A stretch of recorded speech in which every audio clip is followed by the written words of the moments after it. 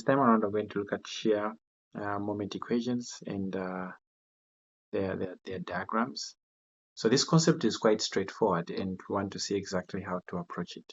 So start with a few basic examples. After that, we're going to get some questions from your tutorial sheets or assignments, and then see how these questions are phrased and how best we can approach them. So the examples we're going to use here are all coming from Sewa. You can follow from there. We just want to highlight the key steps that are followed when solving this problem. And what these actually demonstrate are areas where a member is going to be more compromised. It's easy for us to see it from the diagrams that result here.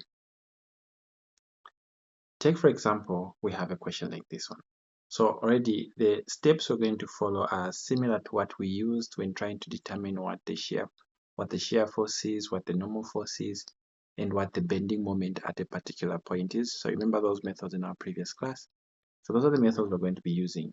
But the only thing is, now I want to understand what is happening, not just at one point, but throughout a stretch on our structure. So what do we do? The first step is to draw a free body diagram of the structure. For example, in this question, we have this. So I'm going to draw a free body diagram. And it's better to actually do the same thing, as in, since we're going to draw the shear force and the bending moment diagrams, we're going to draw these structures literally one below the other, so that it's easy to see how they relate and to relate the changes that result. So what we'll do is we'll just draw something like this, create our boundary so that each point, this is basically going to be point A on the structure, and I want them to be related. So for this one, I'm just going to draw the general free body diagram, and then now down here, I'll be drawing the shear force diagram, and I want to keep them aligned so that we see the influence of each on the other. So but basically here I don't have to draw the member itself. I can just draw a line here because this is basically going to be a graph. So I can keep the horizontal axis from here up to there. Through the full stretch I can exceed a little bit, and then the vertical axis we can place it here, then right below. So here we're going to have, okay, this is stretching slightly, can take it all down. Okay, so right below this one we're going to do another one, and that is going to be for the bending moment diagram. So the bending moment diagram is going to be drawn last after we have obtained the shear force diagram. Of course, we can be doing a bit of everything. We draw something on the shear force, then we come to the bending moment diagram.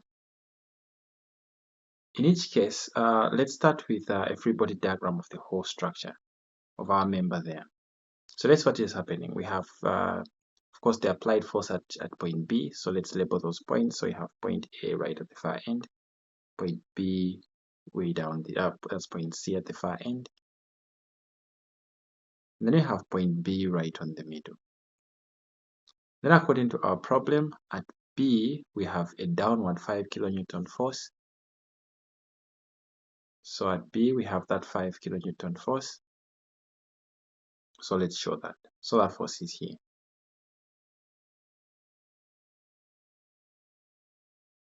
Now this force is going to be affecting everything. So even on our graph, I just want to indicate where that point, where the 5 kilonewton force is. So I'm just going to do this so that we just follow.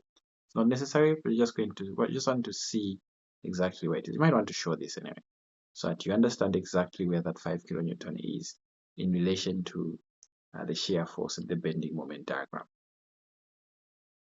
Okay, so apart from the 5 kilonewton force, what else do we have?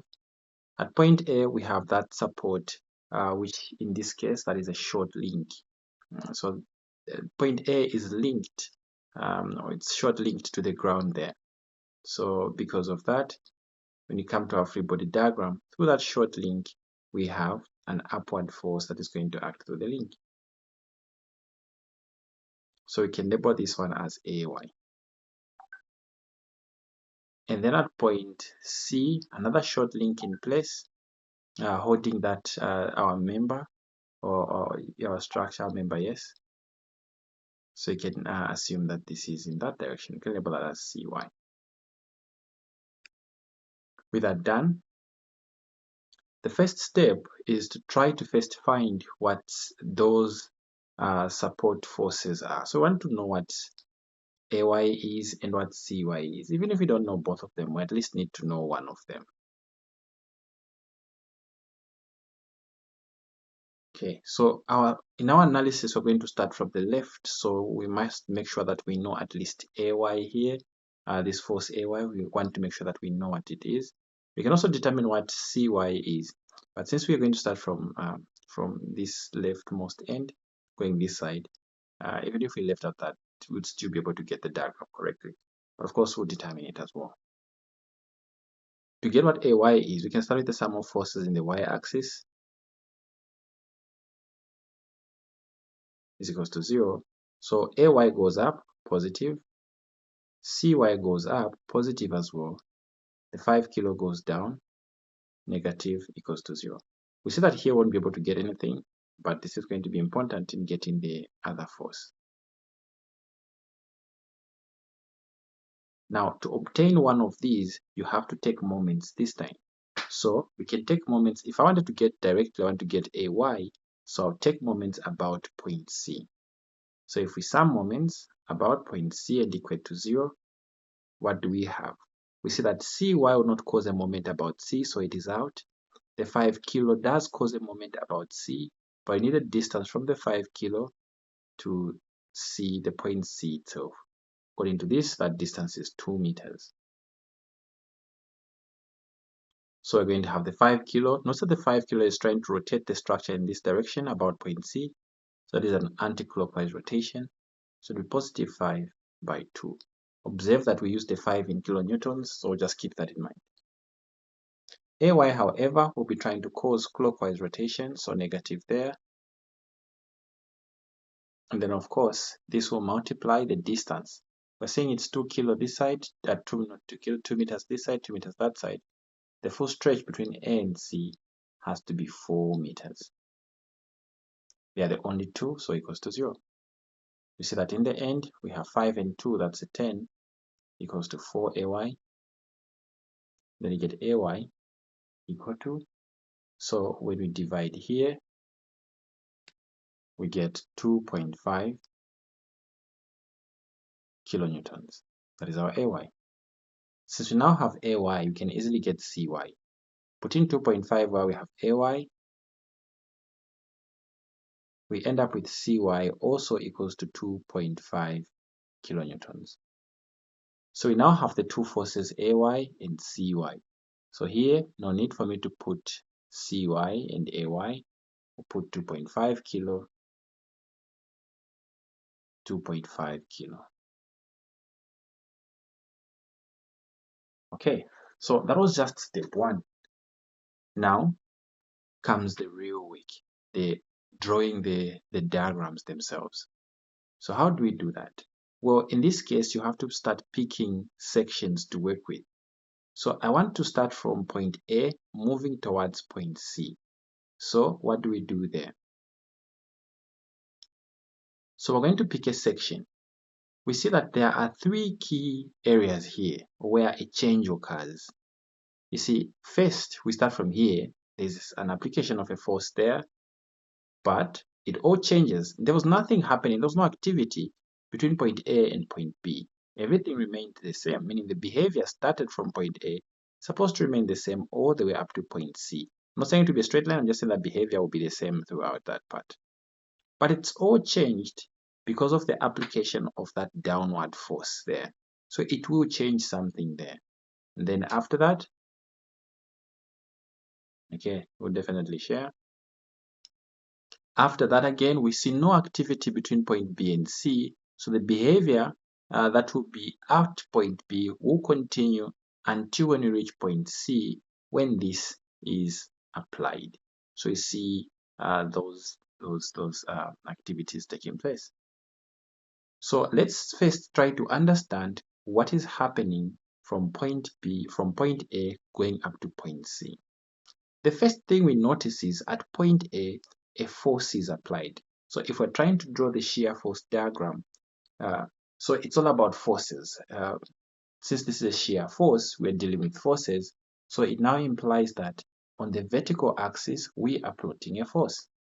And this force we are plotting here, it's the shear force. So you can just label V here. In this case, everything is in kilo since we're going to work with kilo here. So put the units there, the kilonewton. And then here, this is going to be the length of the structure. So it's basically going to be displacement. And here, it will be in meters. So the first thing we observe is that at point A, there was a force that was introduced, AY. And AY, it was an upward force on the structure. It was a positive force, and it was a positive 2.5 kilonewtons. So on the shear force diagram, we start at point A with a force of 2 kilonewtons, 2.5 kilonewtons. So that is where we're starting from. So this is where we are. Whatever is going to happen will be starting from here. But where are we going as we come to reach point B? Is the force increasing, meaning that we are going like this? And even if it is increasing, is it linearly? Or maybe it is increasing exponentially? Or maybe it's going to be the same? Or the force is actually reducing linearly as we approach point B? Or maybe it's reducing in a certain way as we approach point B. So all those are possibilities in terms of how the force is going to be behaving from point A as we go towards point B. But to understand what is really happening to the force, the shear force, as we move from point A to point B, we decide to pick a section. This section must be somewhere between A until when there is an application of a force.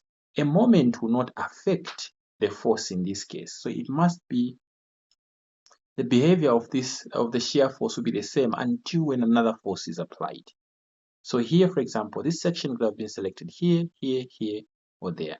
Once you select it after this, notice that we've bypassed this. So it now means that we'll be looking at the influence of this force and the force the other side. So we first want to understand the shear force between point A and point B. So let's pick it that our section is somewhere here. What does this imply? Well, now the piece we are working with, it's just this piece. We see that this piece at point A has that 2.5 kilonewton applied.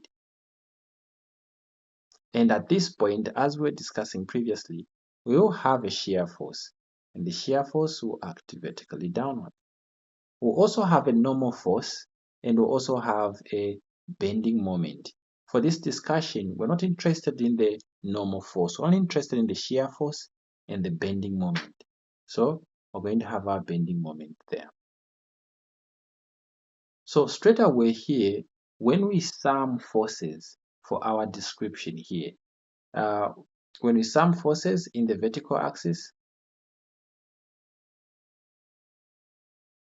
we see that going up, we have that 2.5 to be positive. Going down, we have our shear force.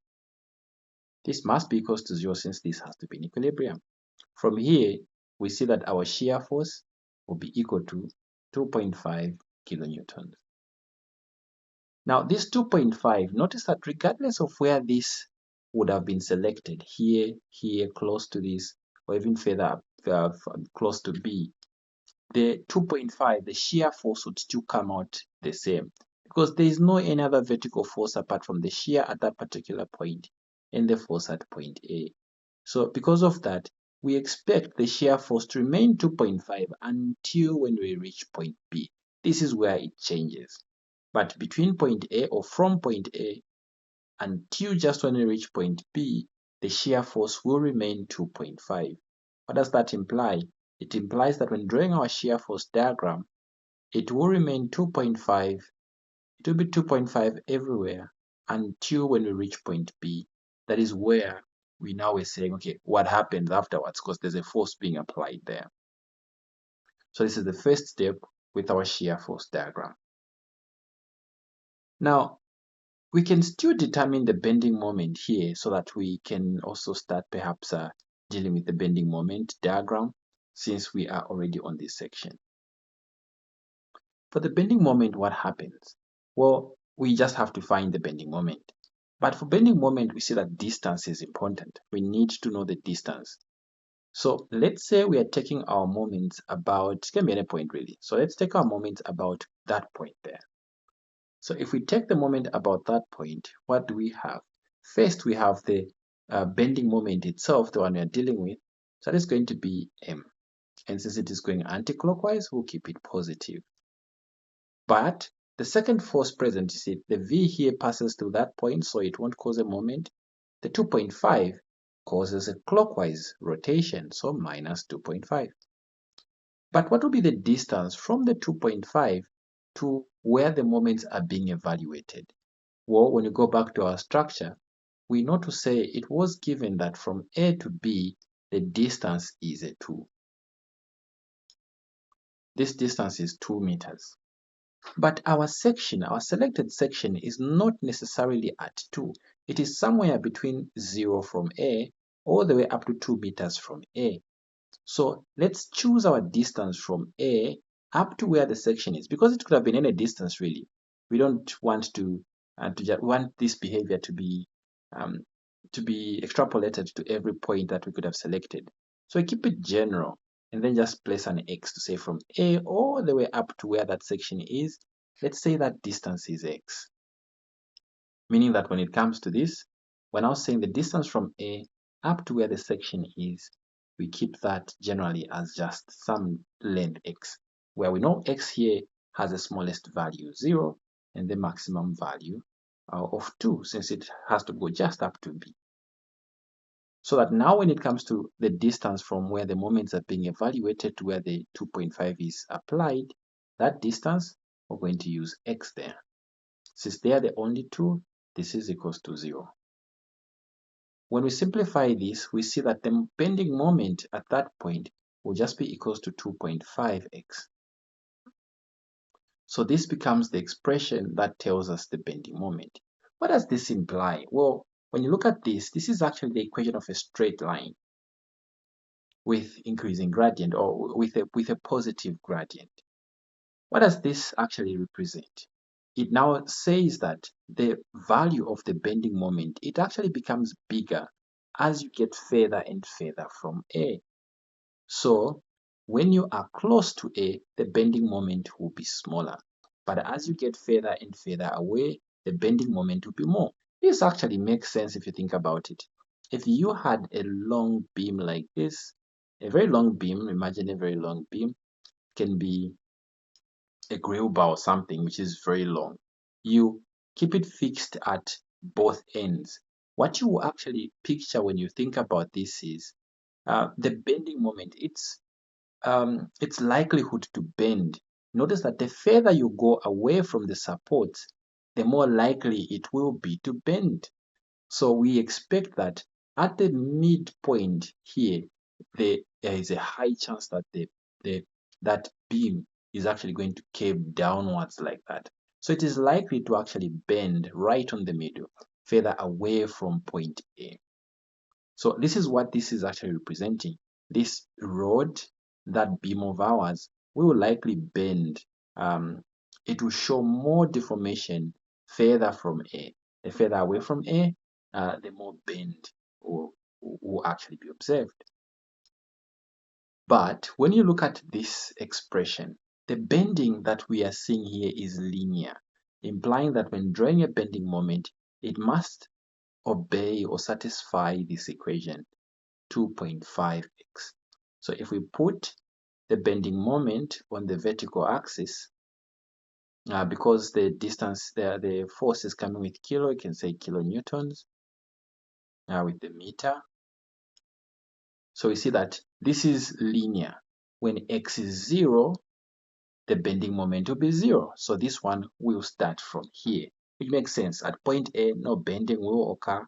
Again, just picture that beam or that wheel bar fixed at the far ends. You expect that it won't show any bending right at the supports where you're holding it. But the further away, remember this it's a behavior from 0 up to 2 meters at point B.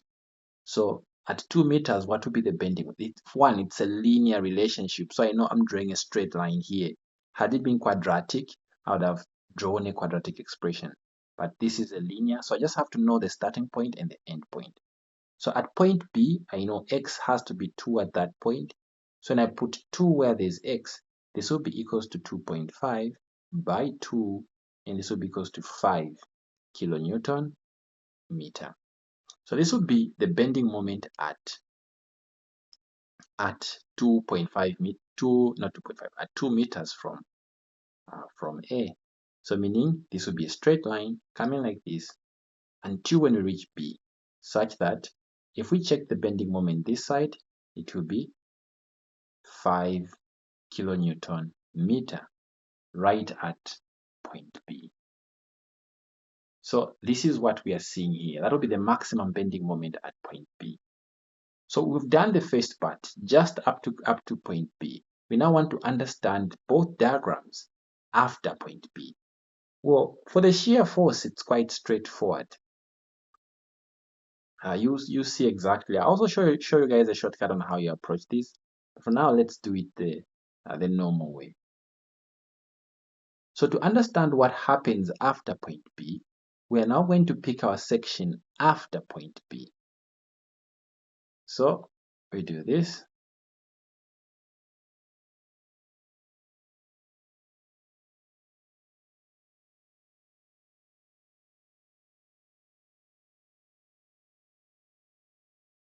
Now our section is obtained after point B. So let's get it somewhere here. Now here, don't forget that we already know the distance from A to point B. No need to stress about this one. This distance is x. Not x, sorry. We know this distance is 2. I keep writing x. So we know this distance is 2 meters that is given. Now what happens if we get that section? So again, I'll stick to using the section to the left-hand side. So if I get this section to the left-hand side, what are we seeing? What are the forces present there? So first we have at point A, we have the force AY. Of course, we saw that is just 2.5. But now B occurs right somewhere here. So you have to show that force now. And that's a 5 kilonewton force. And finally, at point C, since we have cut through that, the internal forces there will show up. So we'll have the shear force,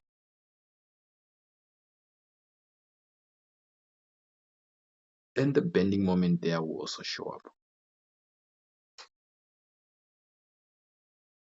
Again, we're not interested in the normal force here, so we're leaving it out. So once this is done, let's start with sum of forces in the vertical axis. We said that this is more straightforward. Finding the shear force here is quite straightforward. So in sum forces, the 2.5 goes up, the 5 kilo goes down, and V goes down as well. So we have V here equals to 0. From here, V goes to the right. 2.5 minus 5, we get negative 2.5 kilonewtons. What does this imply? For our shear force, we see that the minute we exceed 2.5, the minute we exceed point B, the shear force changes. Because again, when you look at that diagram, the behavior of the shear force from point B to C is the same. So if we find 2.5 at this point, that 2.5 will be the same from point B all the way up to point C, where we see another force being applied. So as long as there's no force being applied, we expect the shear force we have found to be the same throughout this description. So as long as there's no force being applied here, the shear force will be the same. Fun fact is that even if we had a moment indicated to say that there is a couple moment present at that point, the shear force would not change. The shear force would still be the same throughout up to point C. The only thing that affects the shear force is the presence of a force anywhere along these points. That is what would make it change. So here, the shear force from B to C would remain the same. And since we found negative 2.5, we're saying that somehow the shear force at B, it drops, so that now we are seeing negative 2.5. And that negative 2.5 will remain the same until when we reach point C. So this is what we are now seeing for the shear force. But how about the bending moment from B to C? What behavior do we see there? So the first thing is, here again, we're going to evaluate our moments about this point. So we need the distances. So here completely up to you, but we'll take the distance, the variable x, to be all the way from the starting point. We want x to be measured from this point up to this. That's how we want x to be measured, so that it remains the same even when it comes to our coordinate axis here. We want x to be measured from this point, from point A going to the right. So even here, x will be measured from point A going to the right. So we're going to say this is x from point A going all the way up to the far end. You see, even though we're saying this is x, we know from here to point B this is 2 meters. So the only challenge would be, how about from 5 to where the moments are being evaluated? Well, if the full length from here to where the moments are being evaluated is x, and from here up to this point is 2, it then follows that from B to where the moments are being evaluated, this has to be x minus 2. So that has to be true. Based on that, we can now easily evaluate the moments. There are 3 forces, actually 2. This one will not cause a moment about that point, so that now we have the moment M, the bending moment itself, causing anticlockwise. Then we have the 5 kilo causing anticlockwise as well. So I have plus 5 kilo. The distance, it's x minus 2. Then we have the 2.5 causing clockwise,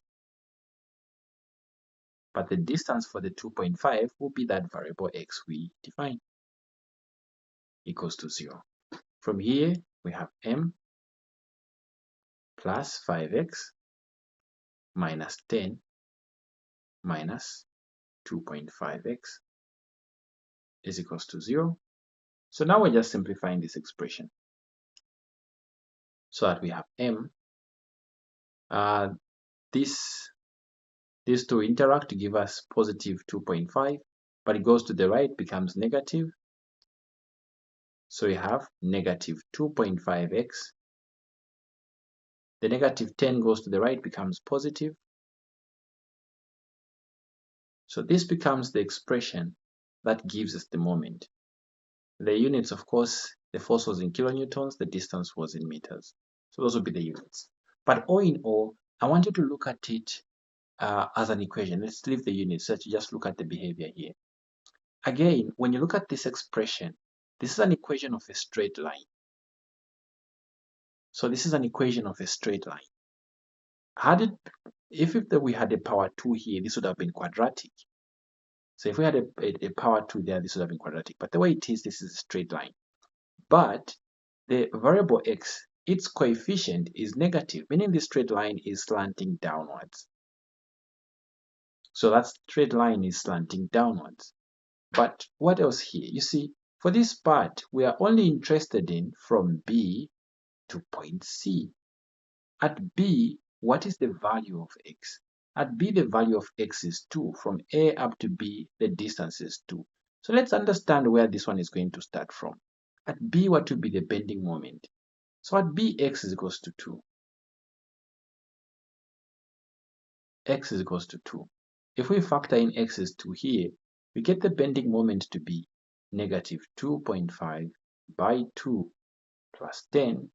We get a negative 5 here plus 10. We get a positive 5. So you see that at B, the bending moment is a positive 5. When it comes to our diagram, at B, which is here, the bending moment is 5, meaning even here, we are seeing that we are starting from this point. We're starting from here. How about about another 2 later, another 2 meters later, where we're going to be? Now we're going to C, at point C. I'm just picking the starting point and the end point because this is a straight line. Had it been quadratic, of course, I'd have also been forced. I'd know the starting and the end point, but I'd also have to. I'd have to know what was happening between where it cuts the x-axis and so on. But for now, just the beginning and the end is enough since this is a straight line. Okay, so how about at C? What was happening? At C, x, what would be the value of x? You see, x again is being measured from A. At C, that's 2 plus 2, x would have to be 4. So at C, we have x is equals to 4. So let's try. What will be the moment this time? We have m, which is equals to negative 2.5. Now we have a 4 here, plus a 10. We see that this will be negative 10 plus 10, which is 0. So now this is telling us that at C, at point C, the bending moment goes back to 0. So if C is here, at C, the bending moment goes back to 0. So we can now connect this since this is a straight line. This would come all the way up to that point. So this becomes the bending moment diagram. For the shear force diagram, this is what we had. The only thing we did not include is what happened at C. What happened at C? Observe in simple terms what transpired here. So I'll sum up the shear force diagram very quickly. We saw everything including the bending moment diagram, but look at what happened really when it comes to the shear force diagram. In simple terms, this is how you draw the shear force diagram. Drawing the shear force diagram is the easiest. If this is point A, this is point B, and this is point C. Just understand what the forces we're doing. If it is a constant force, not a distributed load, a constant force, what it does is very simple. At A, we had an upward 2.5 newtons. So that 2.5 pushes our force, our shear force to 2.5. Go up to 2.5. Then what else? This remains the same all the way up to B. This is only if you're dealing with one-off forces, not distributed loads. Those are going to be a little bit different. At B, what happened? A downward force was applied, a 5 kilonewton downward force. So from A, from the 2.5, because here we are at 2.5, move downward. Since this is downward 5 kilo, move downward 5 kilo or 5 steps. Since this is 2.5, you move 2.5 to reach 0. You move another 2.5 so that you make a 5. By that point, this here would have to be negative 2.5. So at the gap from here to here, this has to be 5, which is how far down you had to go. After that, this will remain the same until when you reach point C. What happened at C? Here you recall we had CY. CY was an upward force, also 2.5. So that takes us back to point C where we started from. At C takes us back to 0. So that is where we're going to be.